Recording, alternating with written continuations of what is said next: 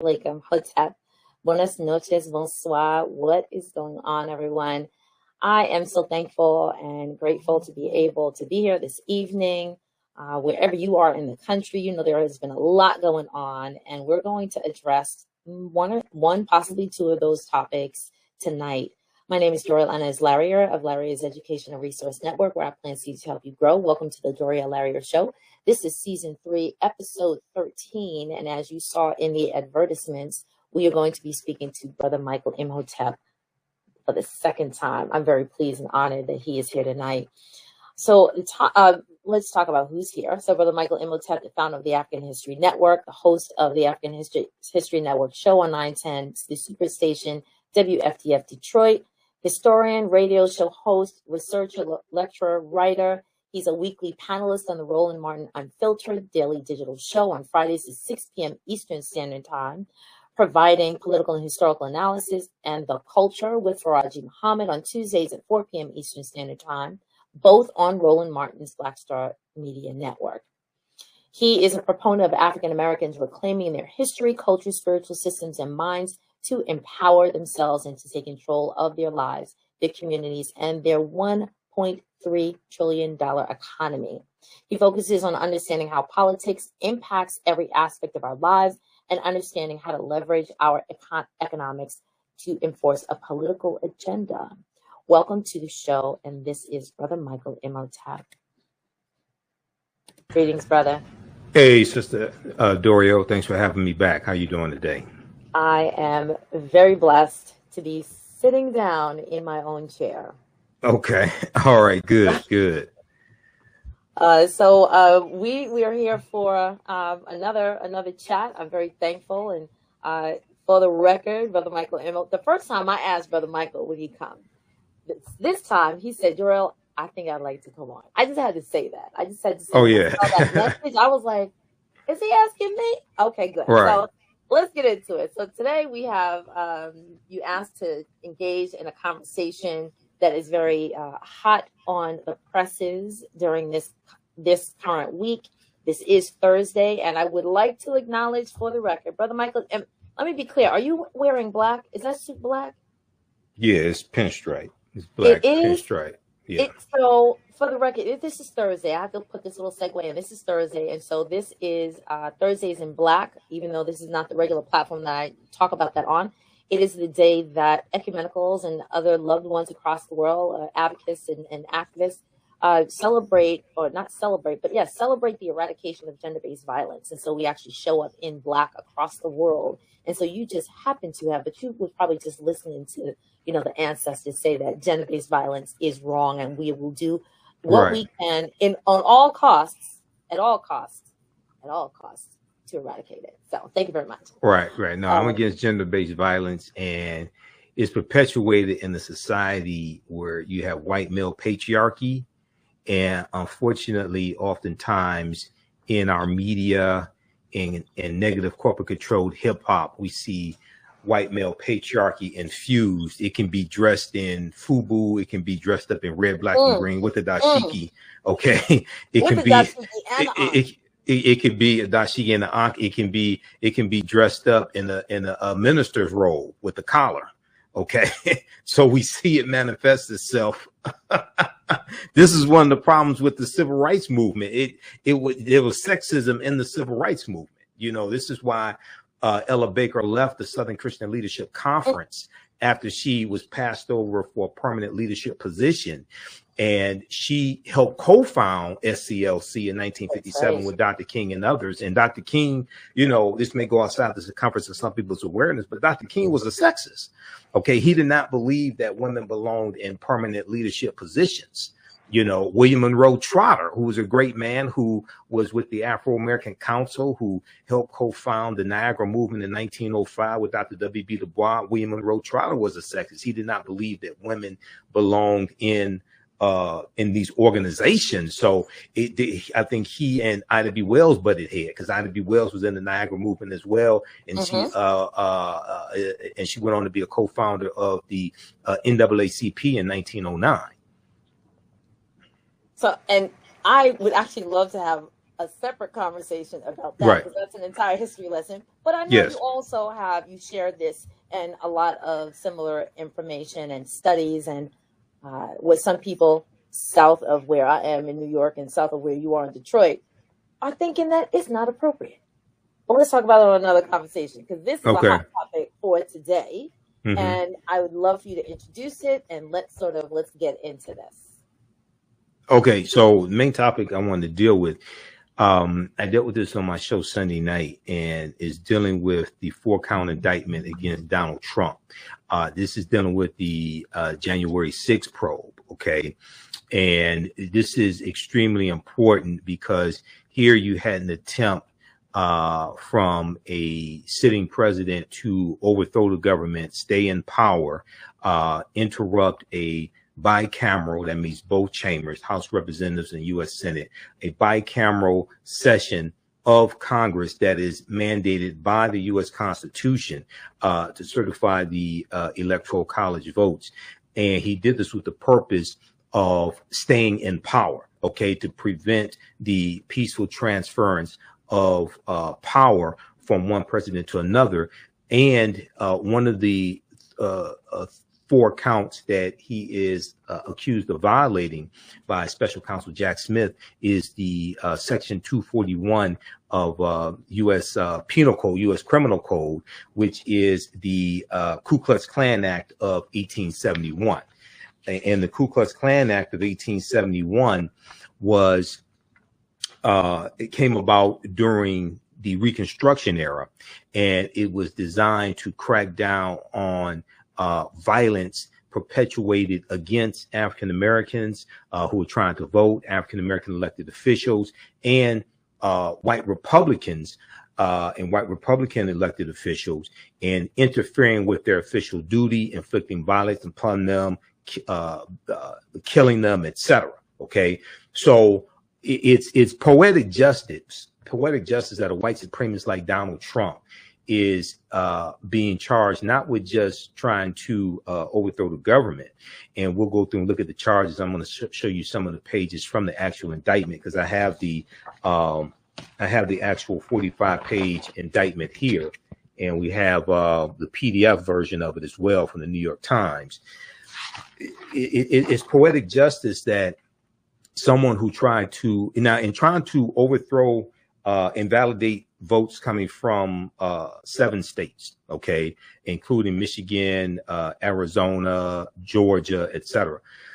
This would ultimately invalidate 16.9 million African Americans' votes because 16.9 million African Americans voted for Donald Trump. And this plays into a history of having political violence in this country and trying to suppress the votes of African Americans and trying to suppress the political power of African Americans, especially after slavery ends during the Reconstruction Era, which is 1865 to 1877, and then going into the Jim Crow era after that, when we have the state legislatures, especially in the South, rewriting their state constitutions to impose poll taxes, literacy tests, property ownership requirements, a grandfather clause, which stated that if your grandfather could not vote prior to 1867, then you can't vote. And these were all ways to try to get around the 15th Amendment of 1870. Okay, so the South has continuously fought back in different ways, especially against advancements that African Americans have been making over the past decades. After chattel slavery ends in 1865, when Georgia ratifies the 13th Amendment, December 6, 1865. And the big lie that Donald Trump pushed, that the election was stolen, and that Special Counsel Jack Smith is charging Donald Trump with conspiracy to defraud the United States by using dishonesty, fraud, and deceit to impair, obstruct, and defeat the lawful federal government function by which the results of the presidential election are collected, counted, and certified by the federal government. This is a continuation of an attack on African American political power. And this was the attacks that we saw in the attempt to overthrow, to invalidate these votes. there was a racist backlash against African Americans voting for Joe Biden and Kamala Harris, one, but two, the January 5th, 2020 special election in Georgia, where you saw Senator Raphael Warnock be reelected again and defeat Kelly Loeffler, and you saw John Ossoff, the Jewish candidate, Jewish American candidate, he won as well, the two Democrats. Okay, this added fuel to the fire, and we saw white supremacists strike back on January 6, 2021, with the January 6, 2021 insurrection, which was spurred and inspired by Donald John Trump, who is the sole defendant in this case. Okay, so that sounds like the abstract. Mm-hmm. So there are three. I just had it open. There are three enforcement acts. Well, actually four. There are actually four enforcement acts. If you want to, let's look at the. We can look at what the enforcement acts are first, and is, let's see here. I have a slide here. Okay? Can I do the screen share?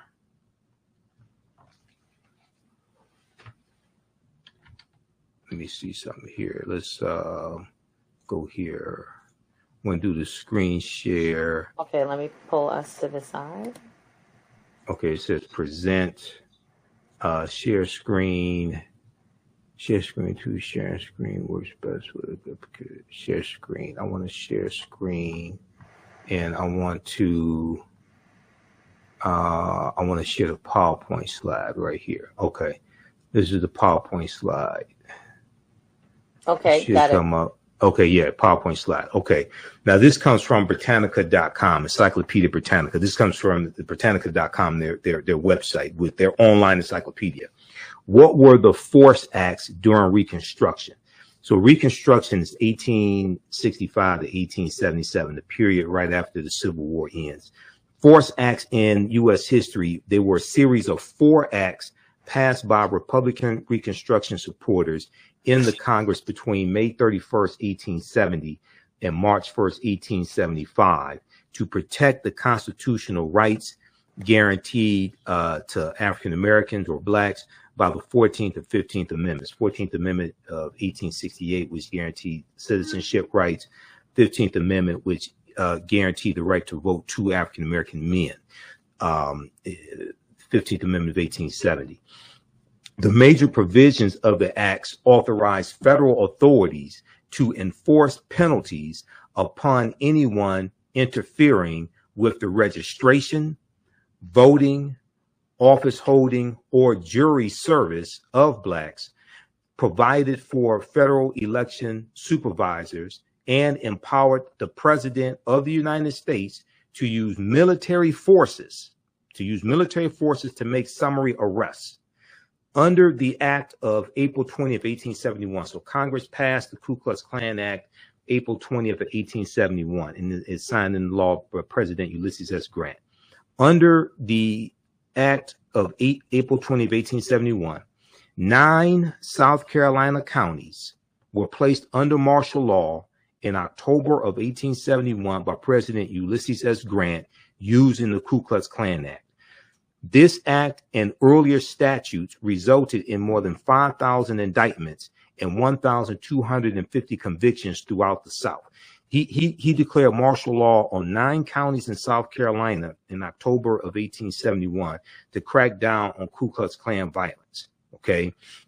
Keep in mind, South Carolina was the first state to secede from the Union, December 20th, 1860, and South Carolina is where the Civil War started, April 12th, 1861, with the attack on Fort Sumter, which was a military stronghold, a military armory.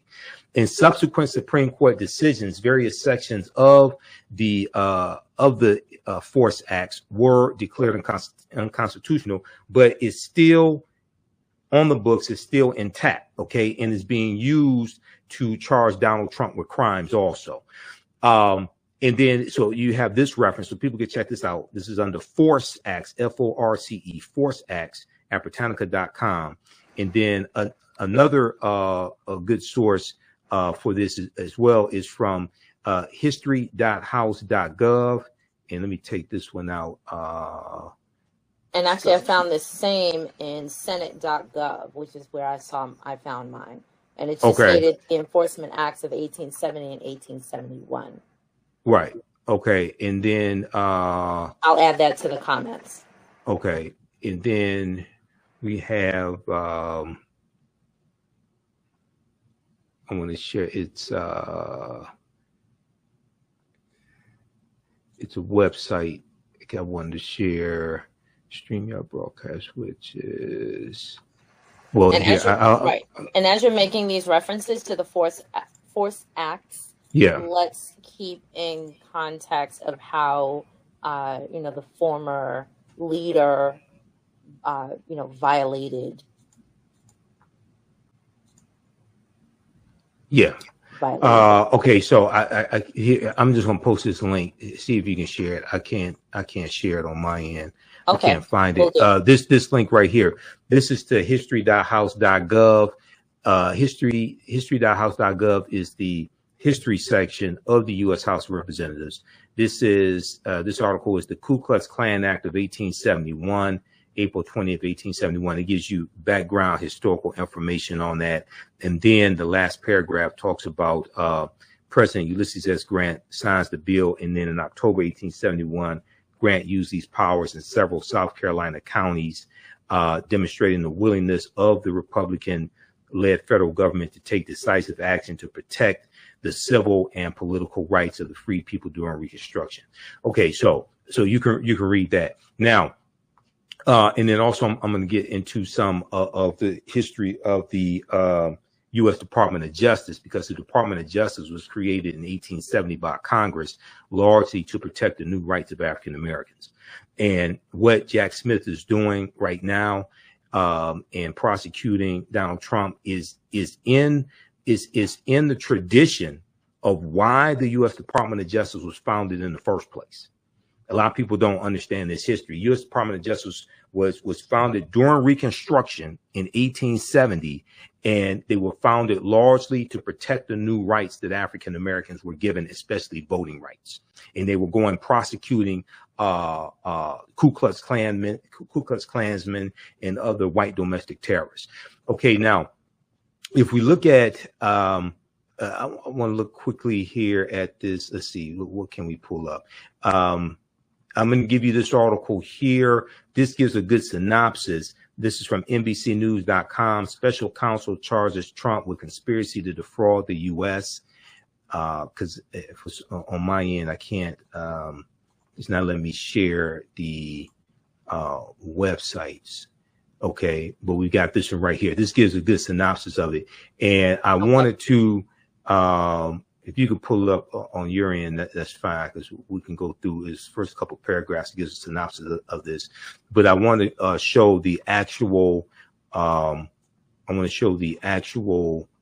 indictment and look at the first 3 pages as well of the actual indictment here. And screen 1. So the link that you just gave me of NBC News, it says about the DOJ. It says Donald Trump indicted January 6th grand jury 2020 election. That link. Okay, I'll try it again. From NBCnews.com. It's right there. Yeah. So, and okay, while you pull that up. So what happened was last Tuesday was August 1st. So last Tuesday, former President Donald Trump was indicted on charges that he conspired to defraud the country. He used the country he used to lead, and attempted to prevent the peaceful transfer of presidential power to Joe Biden. The indictment from special counsel Jack Smith's office says, quote, the purpose of the conspiracy was to overturn the legitimate results of the 2020 presidential election by using knowingly false, claims of election fraud to obstruct the government function by which those results are collected, counted, and certified. By which those results are collected, counted, and certified. End quote. Now, Let me know when you're ready. Okay, the indictment marks a historic moment for a nation less than 250 years old. The first time a former president has faced criminal charges for trying to overturn the bedrock of democracy, a free and fair election. While Trump's failure to reverse his defeat was a credit to the guardrails of that democracy, the ability to prosecute him may renew the stress test on the constitutional design. The allegation that Trump used, quote, dishonesty, fraud, and deceit to subvert the 2020 election with, quote, pervasive and destabilizing lies and election fraud, end quote, comes after a sprawling investigation that included testimony from dozens of White House aides and advisors ranging in seniority up to former Vice President Mike Pence. All right. And most of the people who were interviewed, most of the people who are going to testify, most of the witnesses are Republicans. They're people who work for Trump. There's attorneys. There are people who worked in the Trump administration.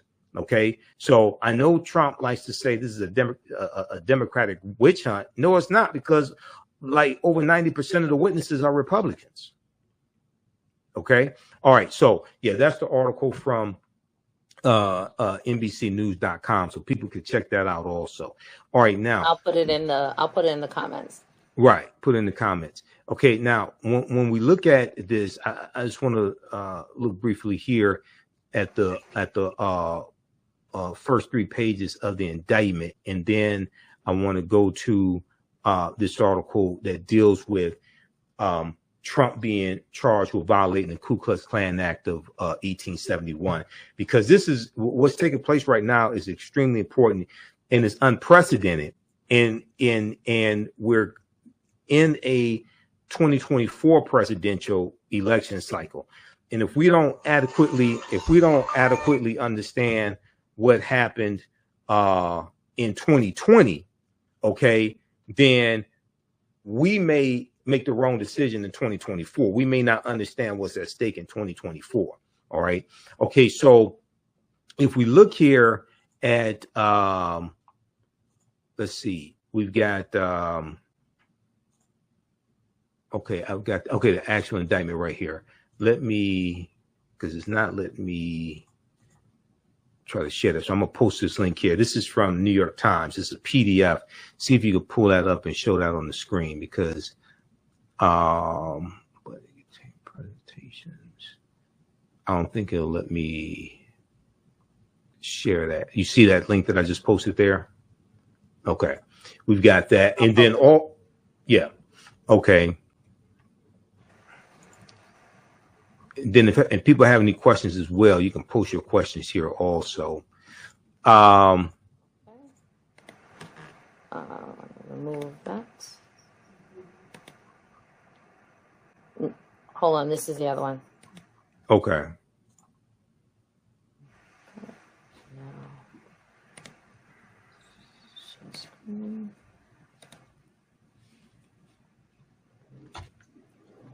So this is special counsel charges Trump? Yes. No, full PDF. Yeah, full PDF. Got it. Do you see it? Yeah, okay. Full PDF. Okay, so looking at page 1. So the counts are, so there are 4 counts. Count number 1, conspiracy to defraud the United States. We see that on the right, on my right hand side, conspiracy to defraud the United States. Count number 2, conspiracy to obstruct an official proceeding. Count number 3, obstructions of and attempt to obstruct an official proceeding. That was the January 6th session of the House of Representatives and U.S. Senate to certify the Electoral College votes.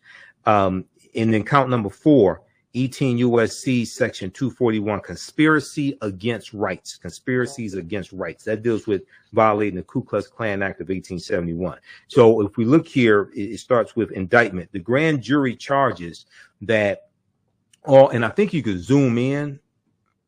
I'm trying to scroll down a little bit, but it's, let's see. Oh, I know what I have to do. Okay. Control plus sign. There we go. Should let you zoom in. Yeah.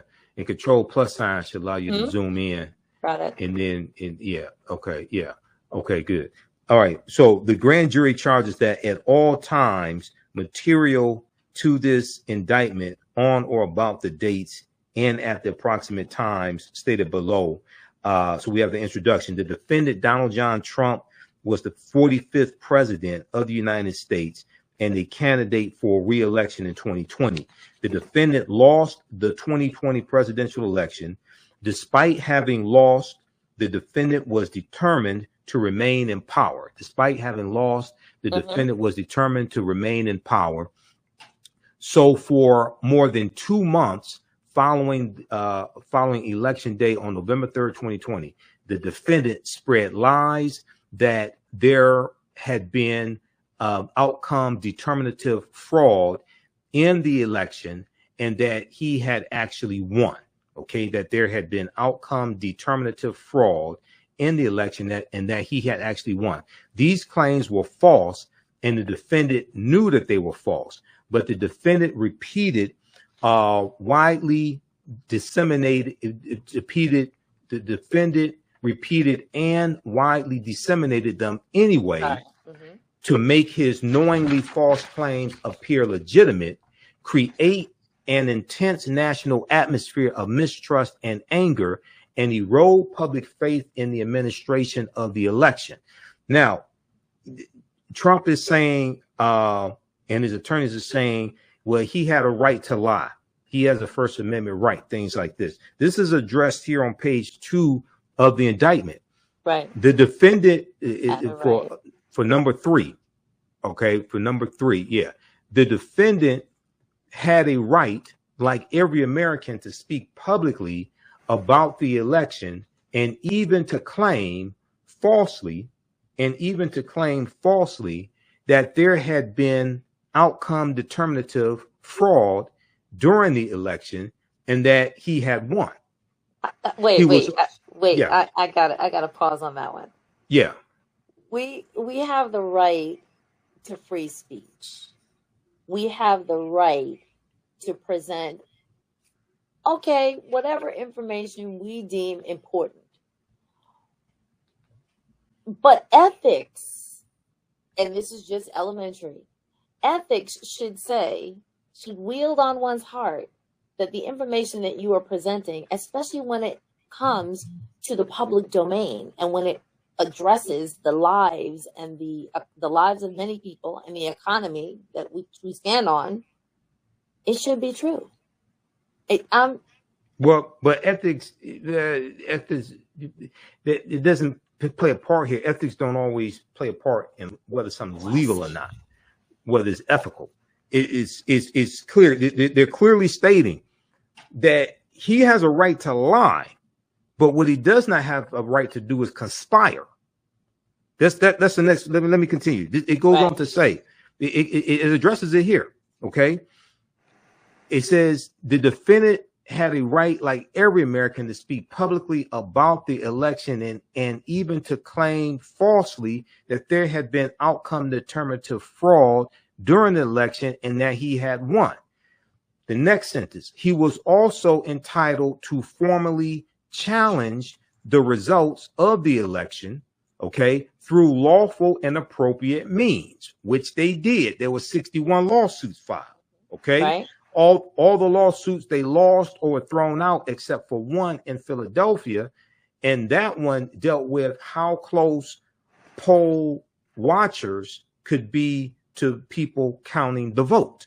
That was the only case that they won. The other 60 cases were thrown out or they lost. Okay. So he was also entitled to formally challenge the results of the election through lawful and appropriate means, such as seeking recounts or audits of the popular vote in states, or filing lawsuits challenging ballots and procedures. They did all of that. Okay. They had a recount with the cyber ninjas in Arizona. Okay. They challenged the results in Atlanta. Okay. They had recounts in certain cities that had higher African-American populations. Okay. They didn't have recounts in, I don't believe they had any recounts in counties that Trump won. Okay. It is only in counties where he lost, or cities where he lost, that had basically high African-American populations. It goes on to say, indeed, in many cases, the defendant did pursue these methods of contesting the election results. His efforts to change the outcome in any state through recounts, audits, or legal challenges were uniformly unsuccessful. Okay, so they had all these legal challenges and they came up empty. All right, over and over again, in cases that were presided over by federal judges that Donald Trump appointed, they ruled against them because the evidence was not there to support the argument that things were fraudulent, or that there were fraudulent votes, or dead people were voting. Okay, in Georgia, Secretary of State Raffensperger, he said that there were 2 dead people who voted. Trump said there were 5,000. Raffensperger on the call that was recorded, he's saying there's no evidence of 5,000 dead people voting. We found 2, not 5,000. Okay. Now, number 4, shortly after Election Day, the defendant pursued also unlawful means of discounting legitimate votes and subverting the election results. In so doing, the defendant perpetrated 3 criminal conspiracies, because he's charged with 3 conspiracies, and that's laid out on page 1 of the indictment. Okay. A conspiracy to defraud the United States by using dishonesty, fraud, and deceit to impair, obstruct, and defeat the lawful federal government function by which the results of the presidential election are collected, counted, and certified by the federal government in violation of 18 U.S.C. U.S. Criminal Code, 18 U.S.C. Section 371. So we have conspiracy to defraud the United States. Okay. B, second conspiracy, a conspiracy to corruptly obstruct and impede the January 6th congressional proceeding at the U.S. Capitol building, in the House of Representatives and U.S. Senate. A conspiracy to corruptly obstruct and impede the January 6th congressional proceeding at which the collected results of the presidential election are counted and certified. This is the certification proceeding. This is mandated by the U.S. Constitution that this process takes place. This is in violation of 18 U.S.C. Section 1512K. And then the third conspiracy, a conspiracy against the right to vote and to have one's vote counted in violation of 18 U.S.C. 241, which is the Ku Klux Klan Act of 1871. Okay, now it goes on to say, each of these conspiracies, which built on the widespread mistrust of the defendant, the defendant was creating through pervasive and destabilizing laws about election fraud, targeted a bedrock function of the United States federal government, the nation's process of collecting, counting, and certifying the results of the presidential election, which is the federal government function. Okay. All right. So we'll pause right there. So these are the charges. Okay. There are four counts, and this is what he's being charged with. Okay.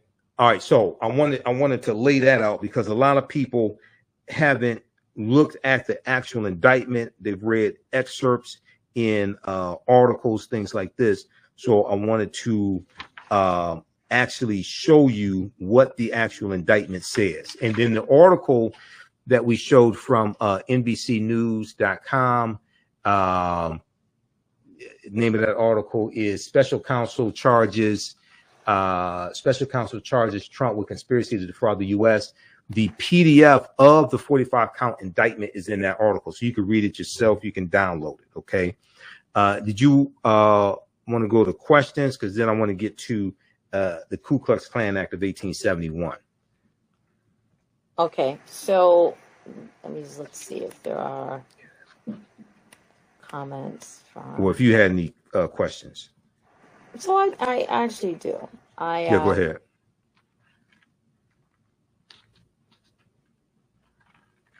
So when it comes to the, I guess this would be B, the conspiracy to corruptly obstruct and impede the January 6th congressional proceeding in which the collective results of the presidential election are counted and certified. Right. How, I mean, the fact that it was done, mm-hmm. and this, again, may be very elementary. How is, of course, I don't know of, and are there any other pieces of evidence to show that someone prior to this, committed this level of conspiracy? How is it that with such evidence that the government has already found, that there's, what's the next step? What's the next step? How is he to actually, pay for this in time, in, sentencing? And of course, how is you have to have a trial first before you can get to sentencing. You have to have a trial and a verdict. So they've had a hearing. They filed charges. They've had a hearing. He was arraigned. They've had a hearing. He pleaded not guilty to all 4 charges. Now you have to have. There was a protective order that Special Counsel Jack Smith wants, because they want to limit what Trump can say publicly about certain aspects of the evidence. They don't want Trump to mention, because of discovery, which means all the evidence that the prosecution has, they have to turn over to the defense team. Okay. They have to turn over to Trump's lawyers. They don't want Trump speaking publicly or posting on Truth Social names of witnesses, attacking witnesses, trying to intimidate witnesses, like he's already attacked Mike Pence, who is a witness. And Mike Pence is one of the strongest witnesses. He's already attacked the witness. He's already attacked Judge Tanya Chuckton, federal judge Tanya Chuckton, who was appointed by President Barack Obama in 2013. Okay, so yeah. Okay, so you have this. So they haven't even set a date for the trial yet. Okay, so before we get to sentencing, you have to have a trial. All right, but go ahead. Okay. So given this, and given all the steps that are occurring, the former leader is still concerned with getting his seat back. Right. And even doing some campaigning from behind a secluded space. You mean in prison? What do you mean behind a secluded space? You said the word, I did not. Because it could be in a traditional location. It could be, as some have considered, maybe back at his place of residence. Right. Yeah. He can still run for president from prison, because there's nothing in the U.S. Constitution as of yet that precludes someone or excludes someone from running for president if they are convicted of a felony. Okay, they just have to be 18 years old and a natural born. No, sorry, they have to be at least 35 years old and a natural born citizen of the United States. So they can be convicted of a felony and still run for president. They can run for president from prison. And actually, Eugene Debs, who was a candidate for president for the Socialist Party, Eugene Debs, in the early 1900s, he ran for president from prison. Okay. As an educator, I'm always concerned about how how this looks, how the rules that we teach to young people and to younger people are supposed to be universal, supposed to be, cover every single person. And the fact that we have a former leader who is clearly obstructing the laws that he, as the leader, is supposed to execute is not being followed. And so it definitely turns the table of what just looks like for. Well, that's why charges are filed against him, because he's not filing, because he's obstructing. That's why charges are filed against him. That's why charges are filed against him in the Mar-a-Lago case, dealing with classified documents. That's why Fonnie Willis next week is going to file charges in trying to overturn election results in Fulton County, Georgia. Okay, that's why these lawsuits. That's why these criminal cases are taking place. That's why he's being indicted on criminal charges. That's why he was indicted in Manhattan, because he's not following the rules. So keep in mind that while the 4 years he was president, based upon the memo from the Office of Legal Counsel for the Department of Justice, a sitting president cannot be prosecuted. Okay, so for those 4 years, he couldn't be prosecuted, at least criminally. He could, if I remember correctly, he could be sued in civil court, but not criminal charges. These are all criminal charges. Okay. Let me just give a little reminder. So we are addressing, and this is our brother Michael Imhotep of the African History Network, who has lovingly decided to come and chat about this very dire situation with our former leader and the indictment of our former leader and the violation of the 1871 Ku Klux Klan Act. And just trying to bring some critical conversations to our audiences. I'm very thankful that you decided to come on and address this in addition to your own show. Right. Go ahead. Yeah, but it's important for people to understand that what fueled trying to overturn these election results is that African American people voted for Joe Biden. This is animosity towards African Americans voting and using our political power. This is the white backlash that is the result of this. Keep in mind. So we have to understand this chronology. Okay. Now, it's interesting that all this is taking place within the first 2 weeks of August. Okay. Because he was indicted on August 1st, Tuesday. He was arraigned on August 4th, which was a Thursday. Okay. August 6th was the 58th anniversary of President Lyndon Johnson signing into law the 1965 Voting Rights Act. All right. That was August 6th. August 8th was the anniversary of President Richard Nixon announcing he was going to resign from office the next day at 12 noon because of the Watergate scandal and the Watergate investigation. Nixon was an idol of Donald Trump.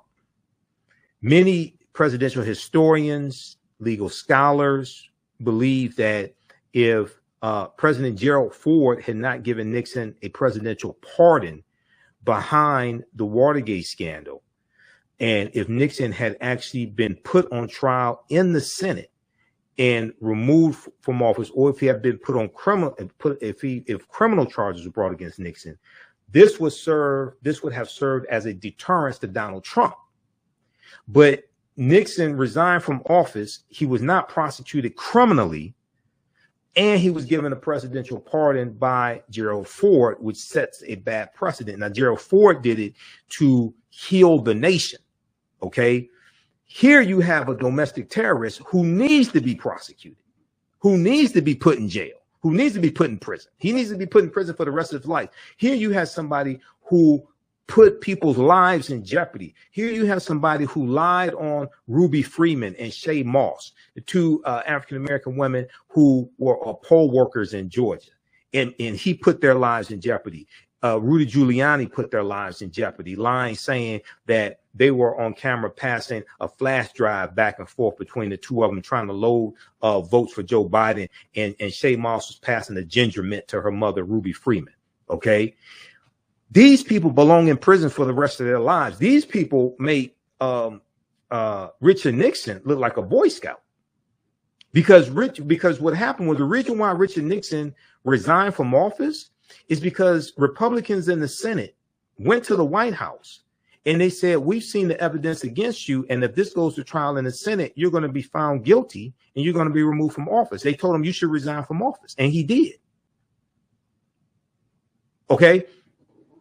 Donald Trump doesn't have any integrity. Okay. He doesn't. And the only reason why he's running for president is to stay out of prison.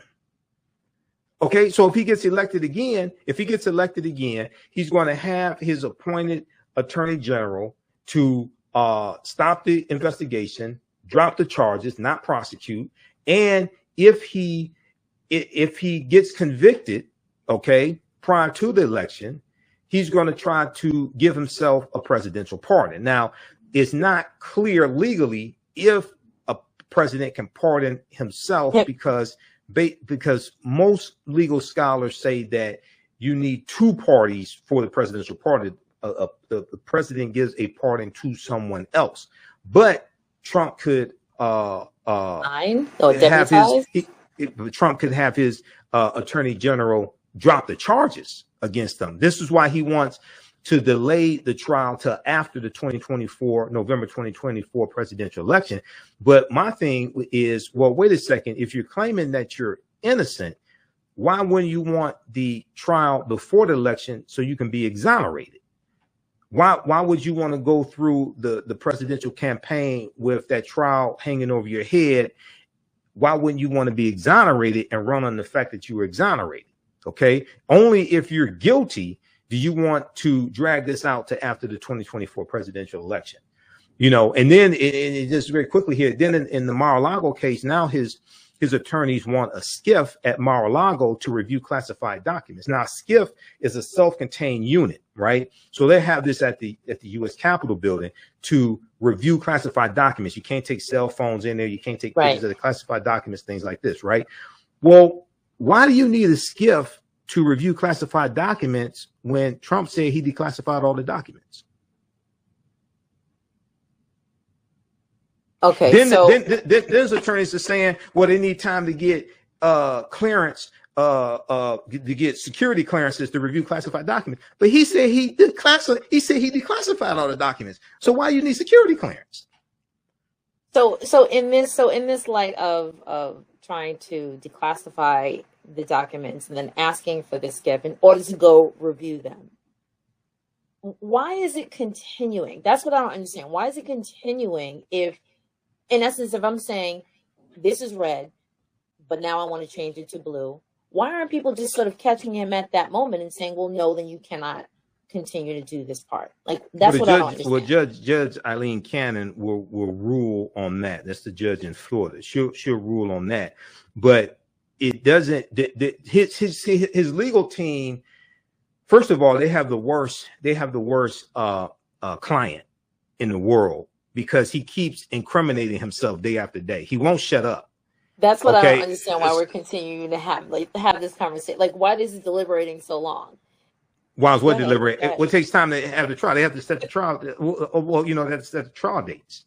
They have to set trial dates, and they have to go through the process of discovery, turning over all the evidence to the defendants, to his attorneys, things like this. Right, the evidence that has actually been released, like the evidence that he's actually allowing to be presented, or what's happening is, like in the January 6th probe, Special Counsel Jack Smith wants limits on what he can actually release, talk about in public. They're not saying he can't talk about the case.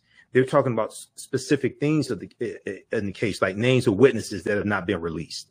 Okay, and intimidating witnesses on social media. Okay, attacking the judge on social media, attacking the federal judge, things like this, right?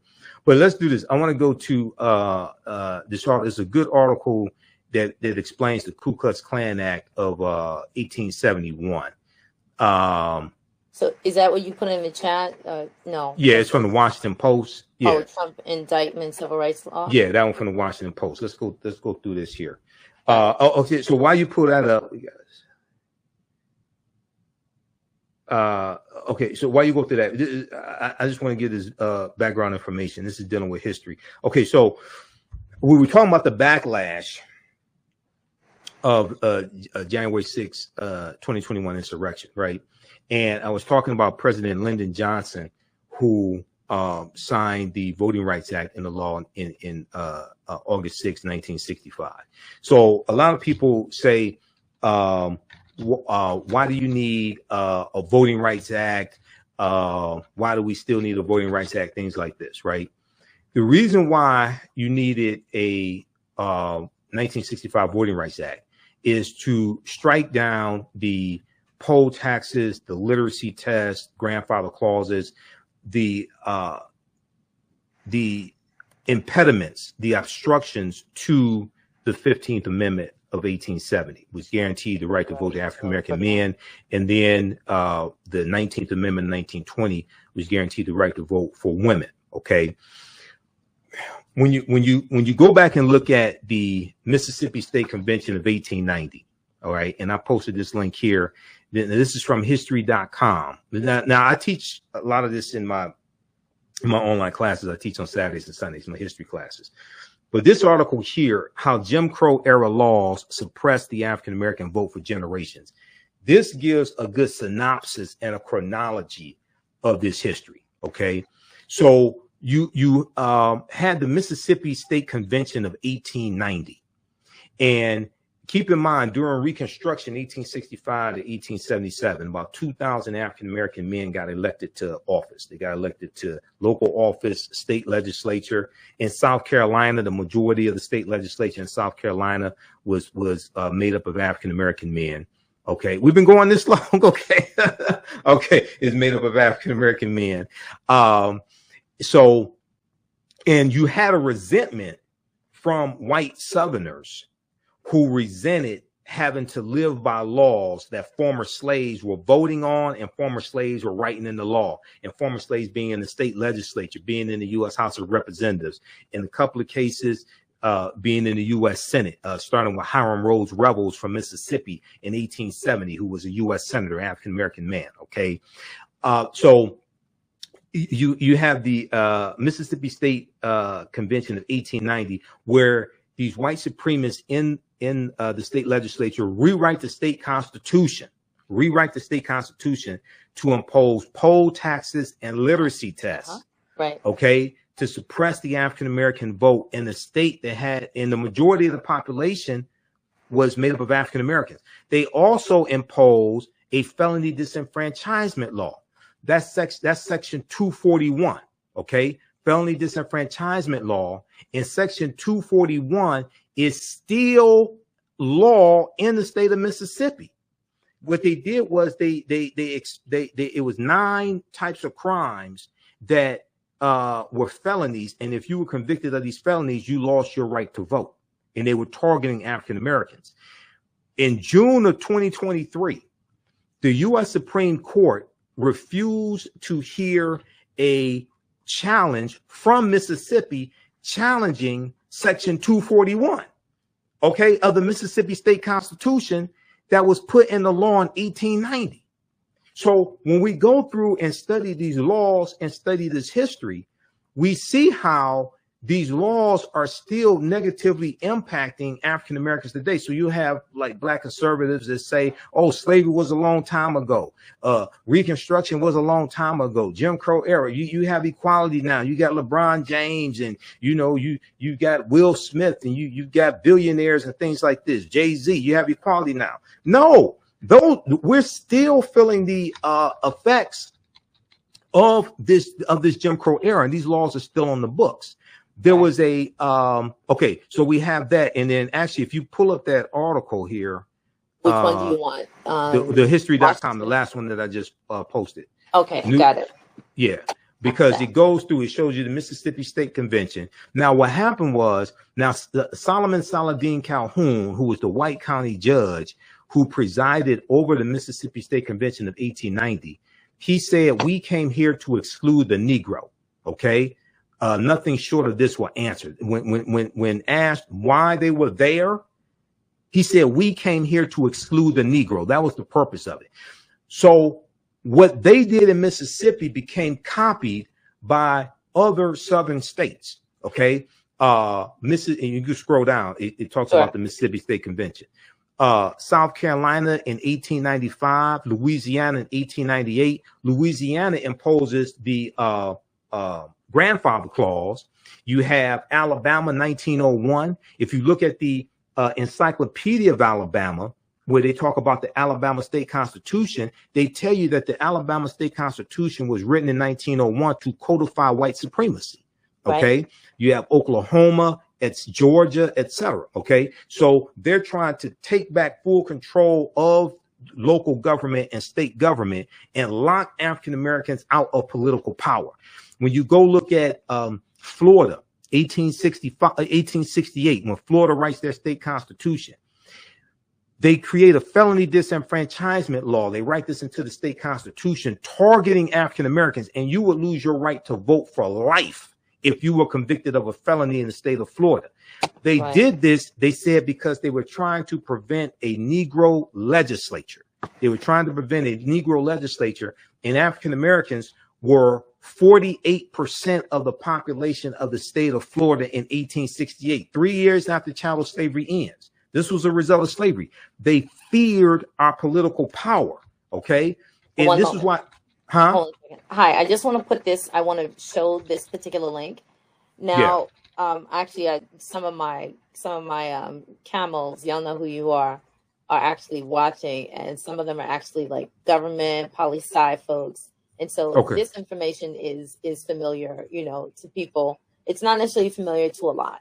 And so I'm actually putting the history.com, the Jim Crow laws, Black Vote link up. It's in the chat and it's also here. And so if people want to actually refer back to it, please do so. I'm also going to pop back up the Washington here are the comments. Because I was looking at the private chat. I wasn't looking at the comments. Okay, now I'm looking at the comments. How's everybody doing? Okay. The Trump Indictment, civil rights law there as well. So, if Washington Post. Right. If Washington Post. If people are familiar with this information, great. If you can roll it off the top of your head, great. For those people who don't, that's actually why I'm really trying to do these shows. And the segment, this is called it's really Politician and the People, because I wanted to have conversations or critical conversations or some discourse around what is happening around us, what is happening to us, what is happening right in front of our face, what is happening in terms of red zoning, in terms of what's happening with voter rights and that being like rescinded, what's happening with health issues and healthcare and how that's being taken right from us. And so I wanted to just have another moment. My goal for this show is, as best as possible, usually my shows are on Monday night, but when people think about wanting to watch on Monday night, just to sort of take a pause and say, hey, what's happening over here in Doriel's show? What is she talking about? What things are we going to actually learn? Who is in the know that we should be paying attention to? And so just before we start to do the decline or the wrap up, I just wanted to remind people of that. And so thank you to those who are watching. Please share this out. If you haven't been following the news, I was speaking to a really prolific brother of mine last night. He's like, hey, I really haven't been sort of in tune with what's been happening over the past couple of weeks. But of course, this is on everyone's mind. But just engaging in some matters that are not just pop culture. Of course, we can talk about, and we really didn't talk about what happened in Montgomery during this conversation, though we alluded to it. But, the fact that we're going through this now is because there are certain things that have not been resolved, we have not moved on. We may have moved forward, but there are still things we can talk about Montgomery, Alabama, but you got the people act like this is the first time African Americans fought back, that means you don't understand history. This is why, I did a post dealing with this. You have to read this book right here. This nonviolent stuff will get you killed, how guns made the civil rights movement possible. The civil rights movement was not a nonviolent movement. One of my teachers, Professor James Small, told me personally, if it had not been for African Americans with guns, there would not have been a civil rights movement. The civil rights movement was not a nonviolent movement. You have civil rights superstars out here telling the revisionist history because they get paid to do that. It was African Americans with guns who were protecting the civil rights workers. This was written by Professor Charles E. Cobb Jr., who was a field secretary for SNCC, Student Nonviolent Coordinating Committee, for 5 years, working in rural Mississippi to organize African Americans to register to vote, okay, and to get them to vote. Now, if you know anything about the history of Mississippi, you know that's very dangerous work. And I mean, that's where Philadelphia, Mississippi is where Goodman, Schwerner, and Cheney were killed June 21st, 1964. Money, Mississippi is where Emmett Till was killed August 28th, 1955. Okay. Vicksburg, Mississippi is where you had the Vicksburg Massacre, 1874. And that was over African Americans backing a black sheriff who white people who removed from office, a duly elected black sheriff in Vicksburg, Mississippi in 1874. Peter Crosby, he gets removed from office by white people. There's been a fight over political power along racial lines in this country going back to after slavery ended. There's been a bloody fight over this. Okay, you have to ask the question, well, if the U.S. economy is about $25 trillion, and the white portion of the U.S. economy is something probably between 12 to 15 trillion or a little more than that. OK, and if they have a 6-3 conservative majority on the U.S. Senate, I mean, in the U.S. Supreme Court, Donald Trump got 226 federal judges confirmed, and those are all lifetime appointments. Why do they care about black people voting if they control so much? Because they understand that politics is the legal distribution of scarce wealth, power, and resources, and the writing of laws, statutes, ordinances, amendments, and treaties, the adoption, interpretation, and enforcement. And if they realize if the right people get voted into office, laws can be passed that they deem detrimental to their existence. This is about the fear of the browning of America and the fear that by the year 2043, white people will no longer be the majority population in this country. So they want to control the courts, because the judicial branch of the federal government interprets law from the legislative branch of the federal government and interprets policies and executive orders from the executive branch of the federal government. So it's Trump's 6-3 conservative majority Supreme Court that strikes down President Biden's executive order on student loan forgiveness, right, which would have been greatly beneficial to African Americans. It would have moved 500,000 African-American families from a negative net worth to a positive net worth. Right. Okay. For the average African-American, it would have wiped out about 50% of our student loan debt. And for a little more than 25%, it would have wiped out all of our student loan debt. Now, it would have helped millions of white people also, but it was greatly beneficial to us. When Biden added in, if you also got a Pell Grant, you can get up to $20,000 forgiven. And about 72% of African Americans go to college partly on Pell Grants. That's greatly beneficial to us. So then you have Republicans striking back. You just had the 6-3 conservative Supreme Court strike down affirmative action when it comes to college admissions. Yeah. Okay. And this is something they've been trying to do since affirmative action became a law in 65, Executive Order 11246 from President Lyndon Johnson. All right. So when you understand this history, see that there's always a backlash against periods of perceived progress that African Americans make. And this is how Nixon got elected in 68 as a backlash to the civil rights movement, the Black Power movement, the rebellions that were taking place across the country, Detroit, 1967, different things like this, the rebellions taking place across the country. Donald Trump was a backlash to 2 terms of President Barack Obama. Trump ran on the platform of law and order, which was the throwback to the platform Richard Nixon ran on in 1968. Law and order means protect white people and lock up African Americans. So if we understood Nixon in 68, we would have stopped Trump in 2016 because Donald Trump won Michigan, Wisconsin, and Pennsylvania by 78,000 votes. We had the votes to stop him. Jill Stein got 50,000 votes out of Michigan. Donald Trump won Michigan by 10,704 votes. Go ahead. So as we look at what's happening with who's up, meaning like who's on deck, right? There was no connection to what happened this past week, but who's on deck, meaning who's going to be running. We have,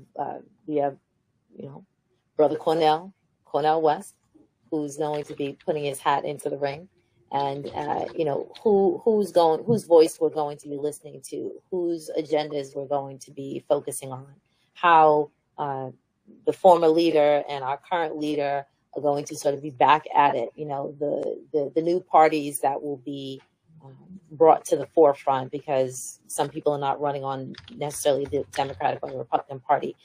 There are still people, there are still newcomers. I'm not going to use the phrases that are, rolling around, but there are still newcomers who are looking for a place to sleep. There are still there's still newcomers looking for a place to sleep. Okay. Meaning that's interesting. Okay. Meaning immigrants who are coming in, and I'm in New York. Oh, okay. I'm trying to be tactful here, right? Okay.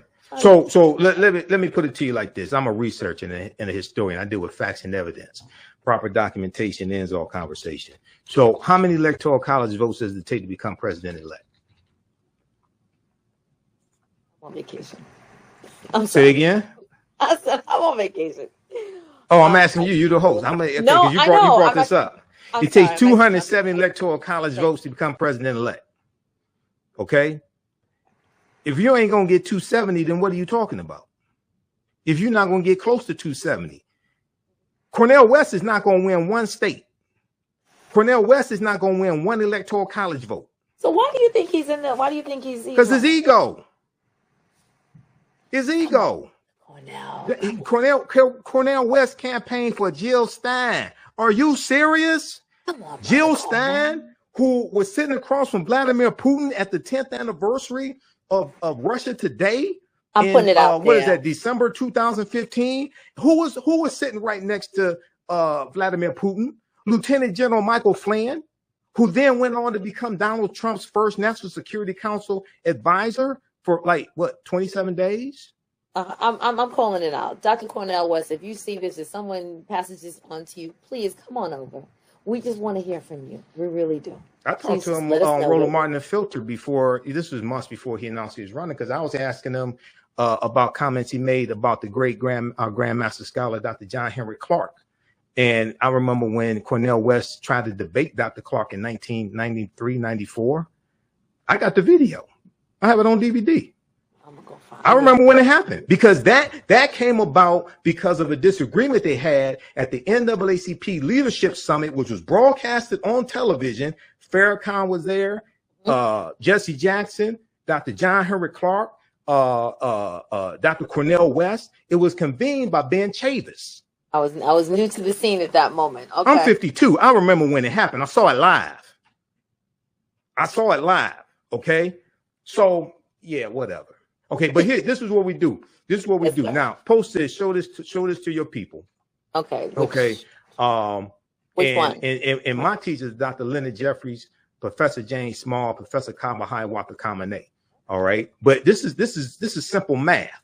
If you ain't gonna get got it. Post that link. If you ain't gonna get 270 electoral college votes, then why are you running? This ain't the time to run for symbolism. Because if you ain't going to beat Trump, then what are you doing? Jill Stein helped Trump win. I don't know how many people want to be honest and tell you that.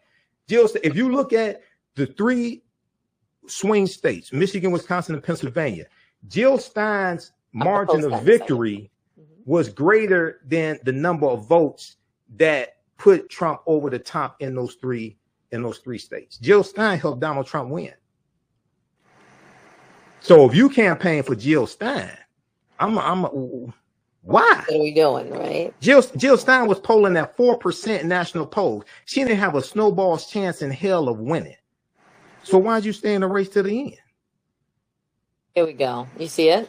Yeah. Now, if people do something as simple as Google, how have the policies of the Biden-Harris administration helped African Americans? Most likely the first hit that will come up is this 36-page document right here from whitehouse.gov, this fact sheet It's entitled "The Biden-Harris Administration Advances Equity and Opportunity for Black Americans and Communities Across the Country." It takes you through step by step, category by category, where you talk about the American Rescue Plan, the $1.9 trillion American Rescue Plan that no Republicans in the House or the Senate voted for, the $1.2 trillion infrastructure bill that only 19 Republicans in the Senate and 14 Republicans in the House of Representatives voted for, where it talks about the Inflation Reduction Act that no Republicans voted for, whether it talks about the CHIPS Act. It goes through category by category. The $5.8 billion that HBCUs got in 2021, which is a record amount of funding, relief to farmers, everything. It takes you through step by step. So you don't have to guess. You don't have to listen to conspiracy theorists and all this stuff. It takes you through and shows you how these policies coming from the Biden-Harris administration are helping the African-American community. Now, overwhelmingly, these policies Republicans voted against or they are against. And if they get into the White House, they'll reverse this. And if you look at what the House of Representatives is doing, no meaningful bills are passing out of the House with these crazy coup plotters in control of the House of Representatives, led by Kevin McCarthy, and it took him 15 rounds to become Speaker of the House of Representatives. That's how weak he is. That's how weak of a leader he is. Okay. So now you go compare this to what anybody else who's running for president is talking about. You go compare this. And then the other thing that you do is go to congress.gov, because at congress.gov, you can read all these bills. And not only can you read these bills, and if you don't have time to read all the bills, just read the summary of the bill. They usually have a one-page summary of the bills. Okay. Most importantly, at congress.gov, you can see how your member of the House of Representatives and your 2 U.S. senators voted on these bills. If you're a member of the House of Representatives and your 2 U.S. senators overwhelmingly keep voting for bills that you advocate for and agree with, why the hell would you let them get voted out of office? Like, if you don't like Joe Manchin and Kirsten Sinema, but you don't live in West Virginia or Arizona, you can't vote them out of office.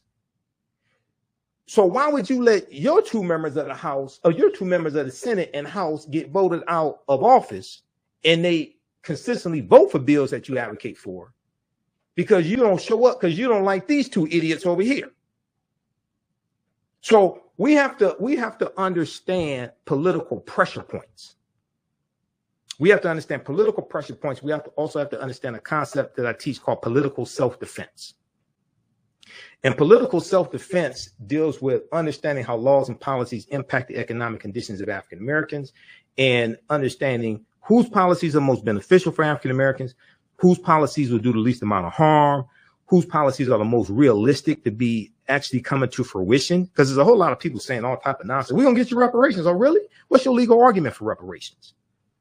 Because I read the U.S. Constitution. I've been studying history for 31 years. I'm still trying to find the law that states that slaves are supposed to be paid. So if you're trying to say you're going to get reparations, and chattel slavery ended about 155 years ago, and the last of the former slaves out in the 1950s, and if you're saying you're going to get reparations, cash payments from the federal government, because our ancestors worked for 246 years largely for free and didn't get paid.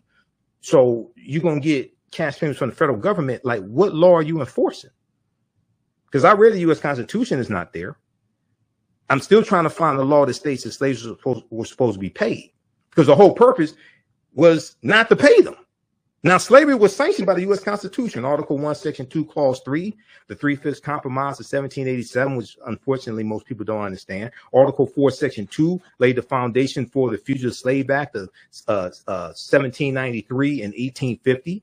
Okay. Article 1, Section 9, Clause 1 is why the international transatlantic slave trade was abolished in 1807, March 2nd, 1807. The Congress passes the law to abolish the international transatlantic slave trade. It tells you there, Article 1, Section 9, Clause 1, the earliest that the international transatlantic slave trade could be abolished is 1808. So that law goes into effect January 1st, 1808. It also tells you that a $10 tax would be placed on every African brought into the country after the international transatlantic slave trade was abolished.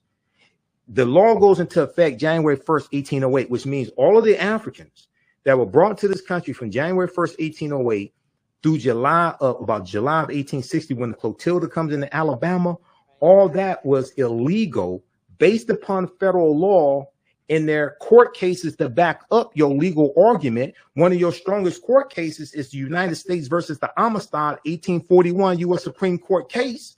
And the U.S. Supreme Court ruled that it was illegal for the Amistad slave ship to come into U.S. waters with Joseph Q and the rest of those Africans from Sierra Leone, because the international transatlantic slave trade was abolished. They ruled that it was illegal for them to be captured in the first place because there were international treaties that different European nations entered into that abolished the international transatlantic slave trade. And they ruled that those Africans had the right to take up arms on the ship, have a mutiny, and fight for their freedom. They ruled that those Africans were never slaves, and they granted them their freedom because the international transatlantic slave trade was abolished because it was mandated in the U.S. Constitution. Now, that's the foundation of a legal argument for reparations. Okay, but so one thing that you said at the top of this piece is that there was a 10% what? $10. Sorry, a $10 what? Tax. So the $10 tax. It's Article 1, Section 9, Clause 1 of the U.S. Constitution. Okay, so what happens to that cumulative buildup of that $10 tax per person from 1808 until 18 whatever that is? Nothing, because ain't nobody, because most people don't know it exists, so they ain't doing anything. They're talking about HR 40. They're talking about getting a study done for reparations. They don't. This is what I'm saying. Look, this is why a lot of stuff done on reparation you don't see me involved in, because that and the Black Freedmen Indian treaties of 1866, which is in the treaty in Article 6 of the U.S. Constitution, tells you that treaties are the supreme law of the land. It tells you that the U.S. Constitution, all the previous treaties, and all the subsequent treaties are the supreme law of the land. Okay, the Black Freedmen Indian treaties of 1866. Some of our ancestors actually got land. They got membership in the Native American nations of the Choctaw, Chickasaw, Creek, Cherokee, and Seminole Indians. They got cash, things like this. They got some type of restitution. All right. They were illegally pushed out of those treaties starting about 1941 when the U.S. government conspires with what are known as the 5 civilized tribes of Native Americans to redefine what a Native American is. And they stated that you had to have 1/4 or 1 quantum Native American blood.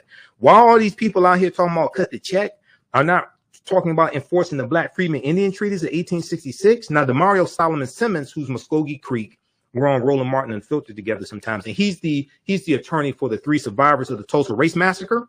Okay, because Tulsa, Oklahoma, was founded by Creek Indians around 1834. Right. When they get pushed off their land in the Southeast United States in the 1830s because of the Indian Removal Act signed by President Andrew Jackson, and the Choctaw, Chickasaw, Creek, Cherokee, and Seminole Indians are pushed on what's known as the Trail of Tears, over 1,000 miles. They're all going to Oklahoma. They take their African slaves with them. About a third of the people on the Trail of Tears were African people. Okay.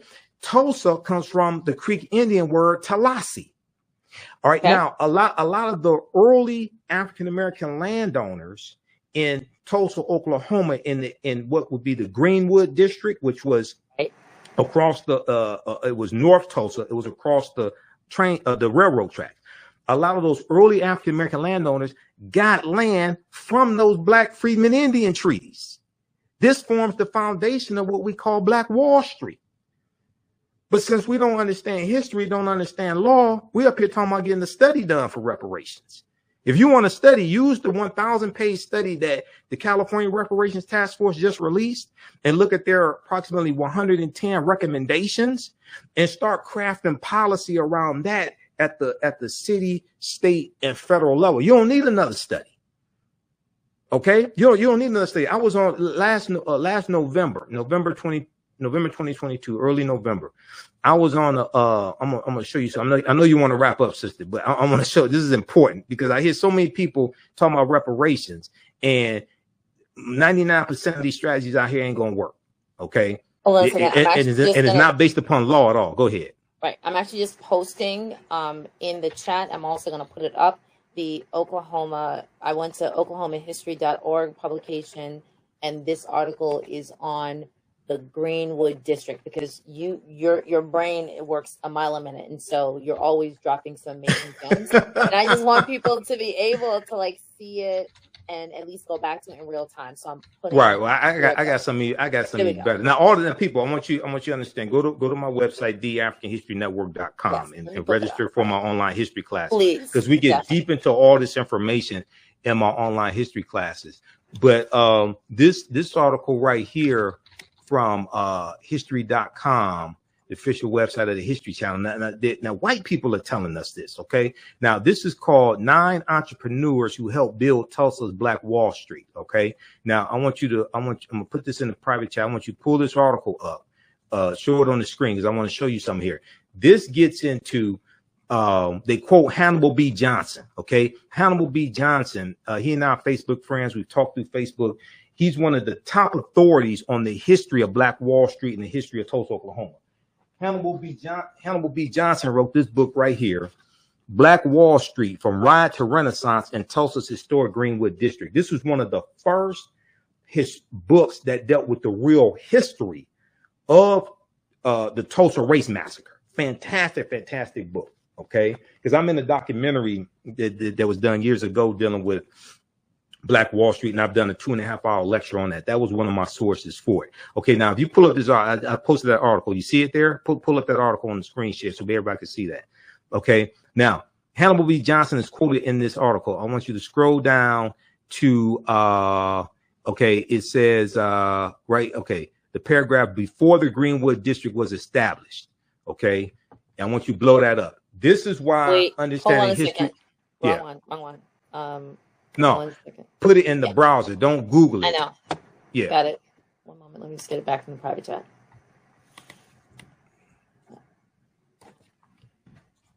And then also, now, while you bring that up, so early November 2022, I was on a panel discussion. I was speaking at a virtual conference for the Midwest Building Decarbonization Coalition, their second annual virtual equity summit. And a sister named Marnice Chris Jackson, who's a sister of Zeta Phi Beta Sorority Incorporated. I'm a Sigma, and she's the co-director. What'd you say? I said you're soror. Yeah, and she's a co-director of the organization. She invited me to be on the panel.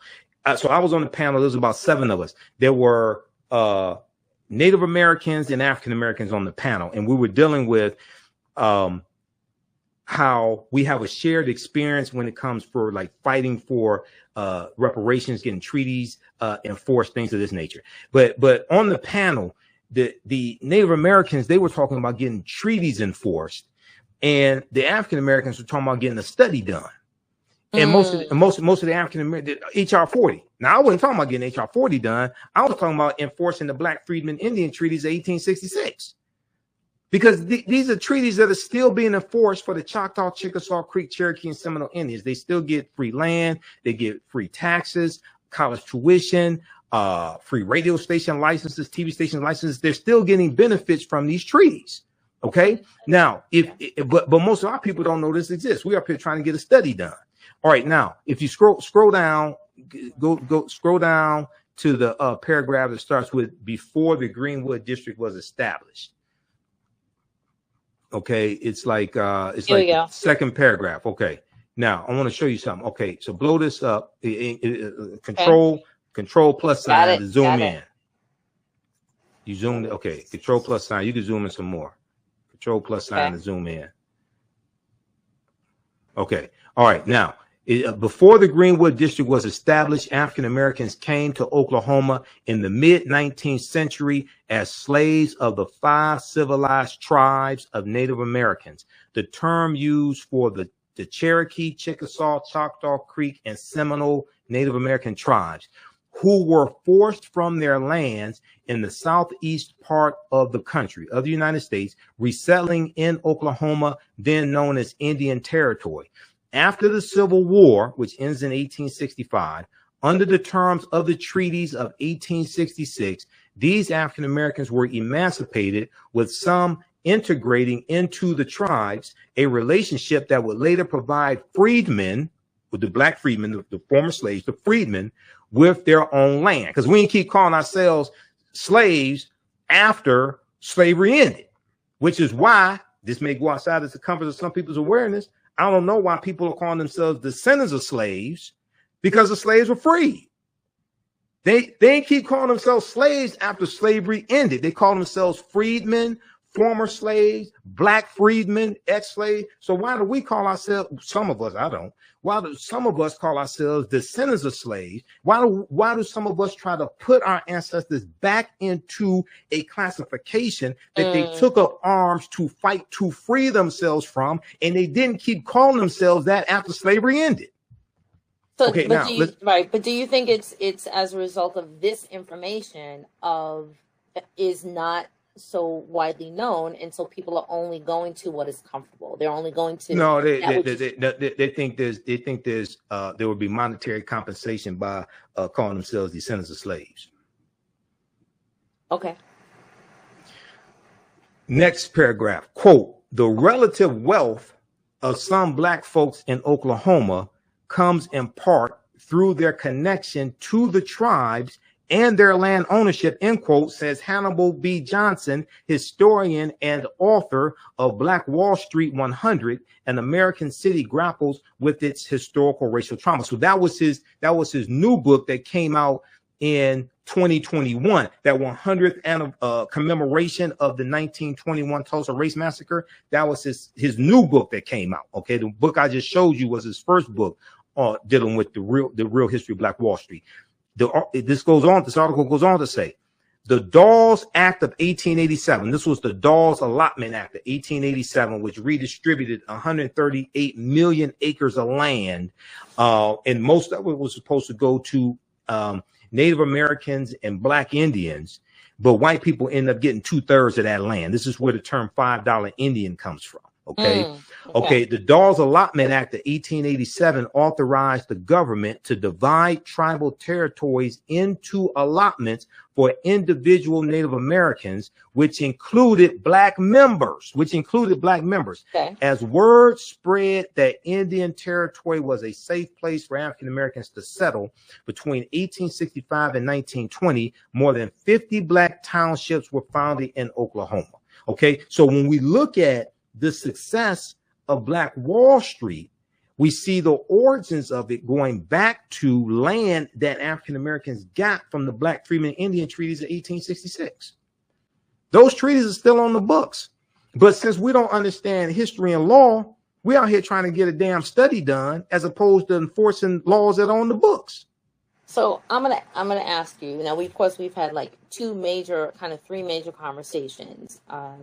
The violation of the 1871 Ku Klux Klan Act, the indictment of the former leader, and what might be happening, and now this situation, just talking about Tulsa in terms of uprising, because Black people are standing, which is connected, because Black people are standing up for their own particular rights. Well, we've always done that. We have a history. We've always done that. Right. So you you gave us like a bonus. Like this is considered a bonus conversation.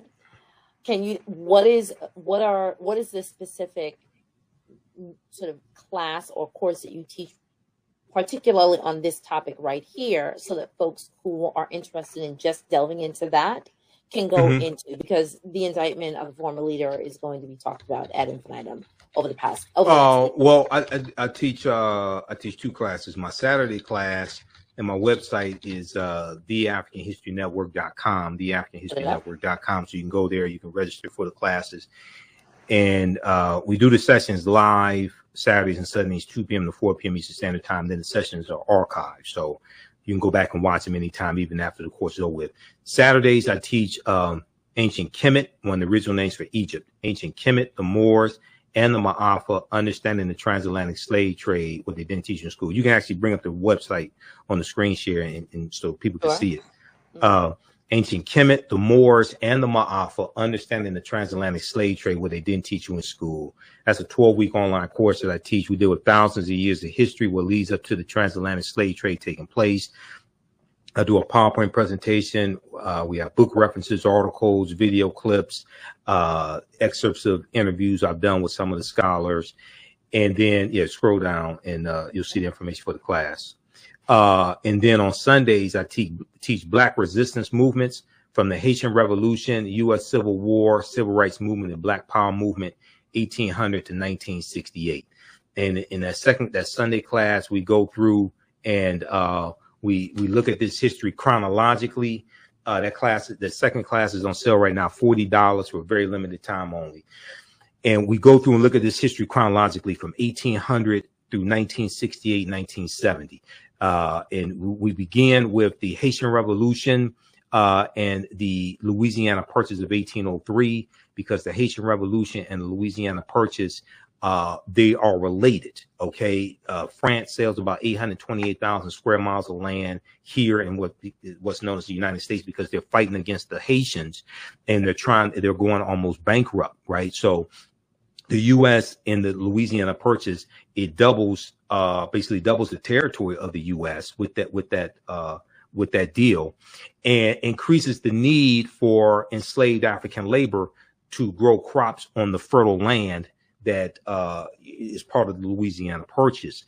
And we take you through our history chronologically to see what leads up to the Civil War taking place, like the Missouri Compromise of 1820, Texas winning its independence 1836, Mexico winning its independence from Spain 1821, and then Vicente Guerrero, who becomes the second president of Mexico. He's of African descent. He's Afro-Latino. He's a former slave. He abolishes slavery.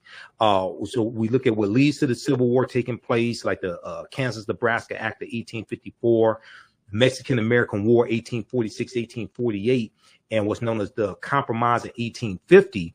And the U.S. gets California, Arizona, New Mexico, Colorado, and Utah, and Nevada, all from Mexico as a result of the Mexican-American War.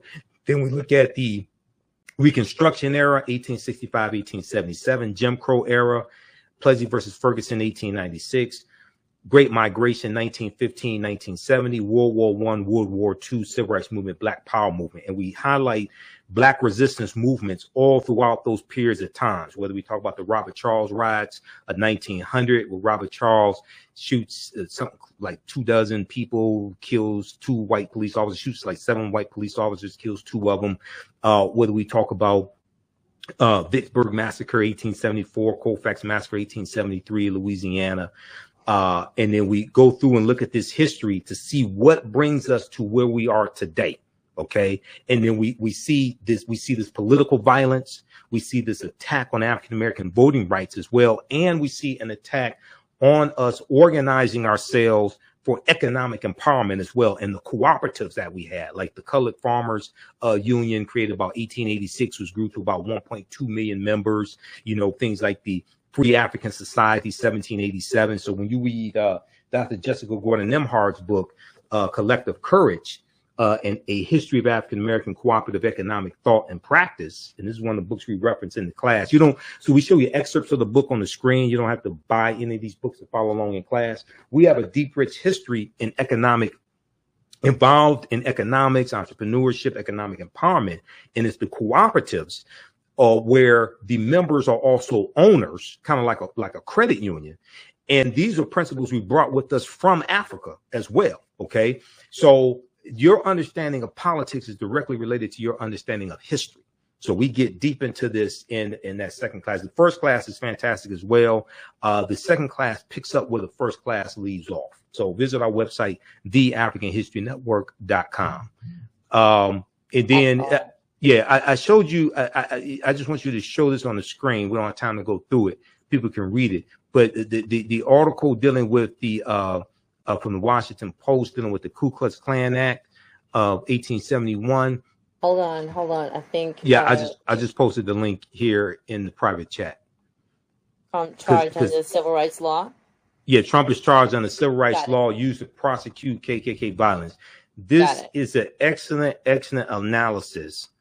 And this is, I talked about this on my Sunday night show, and it talks about how it says the statute section 241 of Title 18 of the U.S. Code was originally adopted as part of the Enforcement Act of 1870. It was the first in a series of measures known as the Ku Klux Klan Acts, designed to protect rights guaranteed by the 13th, 14th, 15th Amendments, collectively called the Reconstruction Amendments.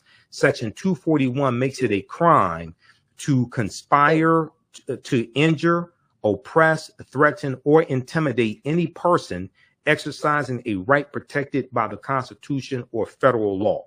So it's brilliant and it's poetic justice that a white supremacist like Donald Trump is being prosecuted by a Reconstruction era law that was put in place to go after the Ku Klux Klan, who were attacking African-American elected officials, white Republicans, killing us, and trying to keep us from voting, keep us from voting.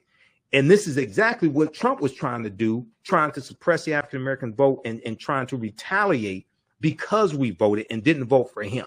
So it's poetic justice that he's being charged with the violation of this. And hopefully he's convicted. I think he will be convicted on all 4 charges. I've read a lot of the 45-page indictment. It's a very strong indictment.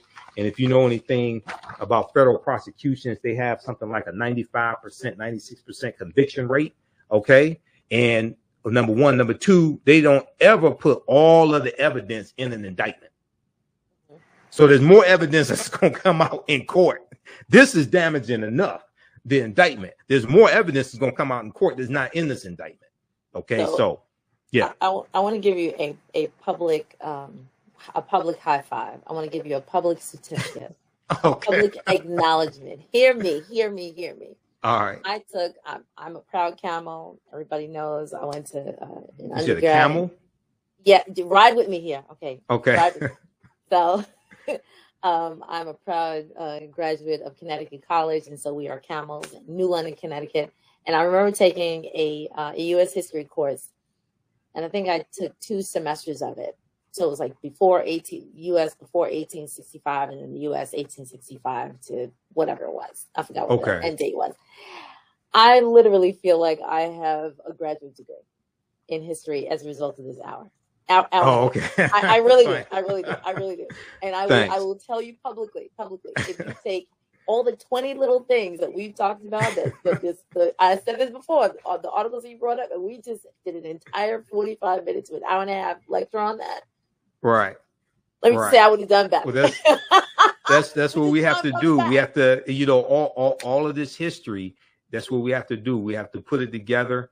We have to make it plain, as Malcolm X said. But if you understand a chronology of history, that's the most important thing to understand. I deal with the years and dates, things like this. But Professor Kabahai Watakamane, he talks about how the most important thing is to understand the chronology of events, not necessarily the year that things took place. You have to understand, but you have to understand the chronology that the years took place and understand cause and effect. And see, this is the most important, one of the most important things, because when you get deeper to this history, then you start seeing, right, why our vote was suppressed, why they continue to suppress our vote. Okay, probably last article I shared with you. This was one I was looking for. This deals with Mississippi. This deals with what's going on right now. I just posted this link here in a private chat. Pull up the actual article. I want people to see this.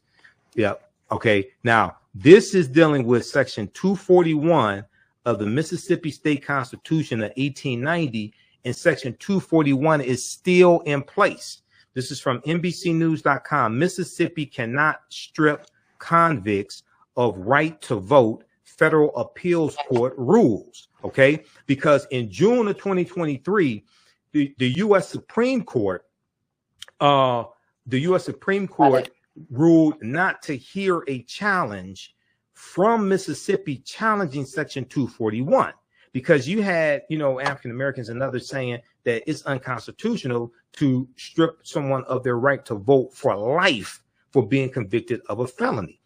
Judge Ketanji Brown Jackson wrote a scathing dissent against the 6-3. It was a 6-3 ruling. Okay, she wrote a scathing dissent against what her conservative colleagues, with them voting not to hear this case. Right.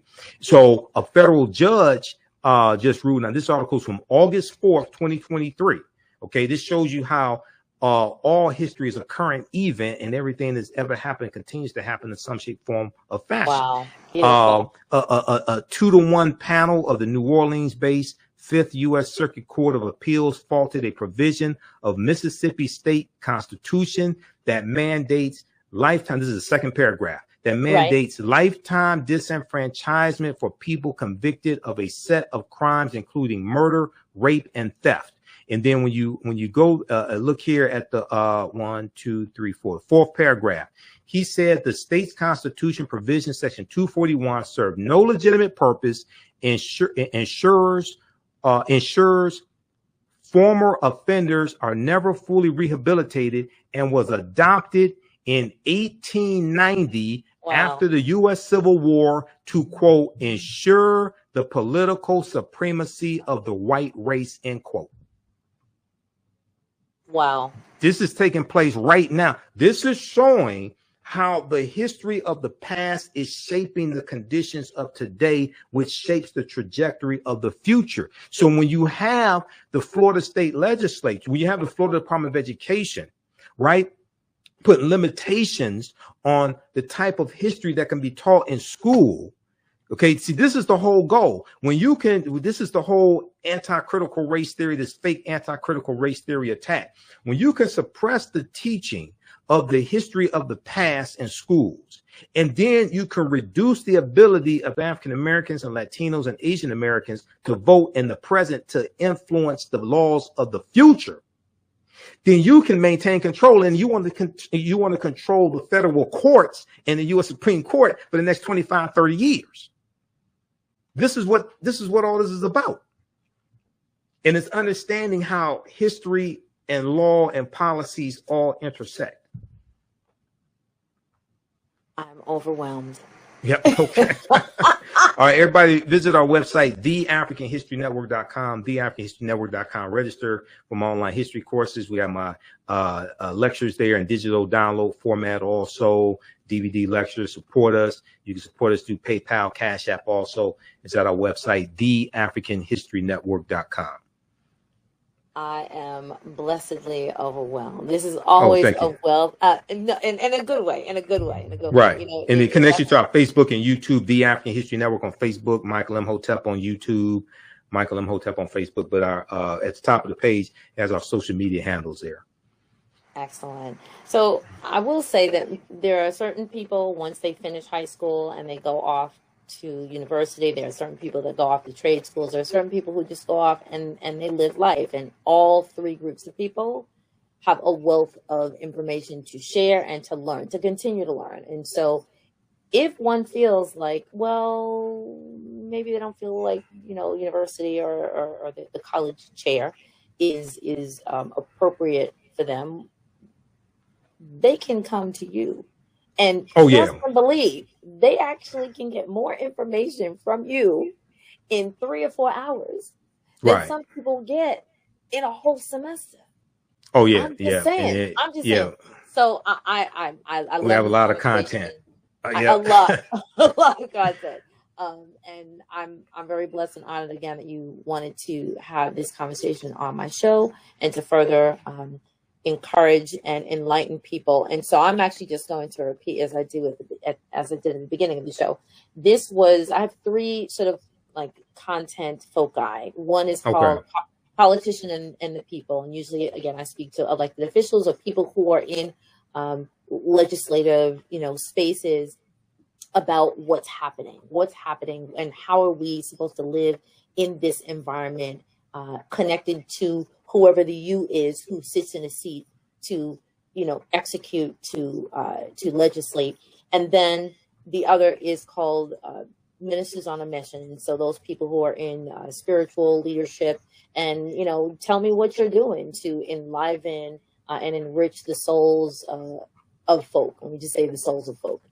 Right. And then the last is a new classes in session. And that is sort of like the other part of what we're doing to think, teach, and learn outside of the box. And so even though initially this was going to be a new classes in session because it's about learning about what's going to be happening next, but thinking and learning outside of the box, it really is connected to politics and but you're not the politician, but you're speaking about people who are in politics and how that's related to people in everyday life.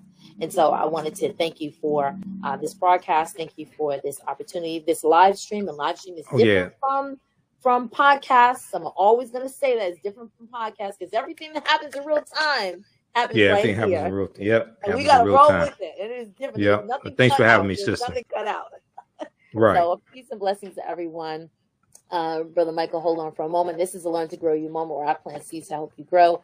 I want everyone to recognize and remember that everyone here has a story, and everyone here has their story is going to be important to those people who need to hear it and be inspired by it and be influenced and impacted by it. And so tell your story. And if you don't know how to tell your story, that's why you have me as a wing woman. You can contact me at Learn to Grow You for that further information. And I will be signing off and seeing most people next week. You'll be seeing me sort of doing some lives. I'll be in, let's just say, a different space.